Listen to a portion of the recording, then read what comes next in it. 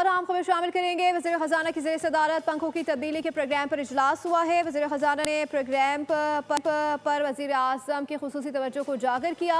Programme में तवानाई बचत इक़्तिसाद इस्तेहकाम में अहम किरदार अदा करने का कहा गया। मोहम्मद औरंगज़ेब ने मज़ीद कहा कि पंखा तब्दीली प्रोग्राम सारफीन के तर्ज़ अमल में मुस्बत तब्दीली लाएगा। वज़ीर ख़जाना के तमाम ज़रूरी इक़दाम आइंदा 2 से 3 हफ्तों में मुकम्मल करने की हिदायत कर दी गई। आपको अपडेट कर रहे हैं। इस हवाले से आपको बताएं कि वज़ीर ख़जाना की ज़ेर सदारत पंखों की तब्दीली के प्रोग्राम पर इजलास हुआ है और साथ ही साथ वज़ीर ख़जाना ने प्रोग्राम पर वज़ीर आज़म की खुसूसी तवज्जो को उजागर किया। प्रोग्राम तवानाई बचत इक़्तिसादी इस्तेहकाम में अहम किरदार अदा करेगा। पंखा तब्दीली प्रोग्राम सारफीन के तर्ज़ अमल में मुस्बत तब्दीली लाएगा। मज़ीद वज़ीर ख़जाना की तमाम ज़रूरी इक़दाम आइंदा 2 से 3 हफ्तों में मुकम्मल करने की हिदायत कर दी गई। सब्सक्राइब करें और बेल दबाएं ताकि कोई खबर रह न जाए।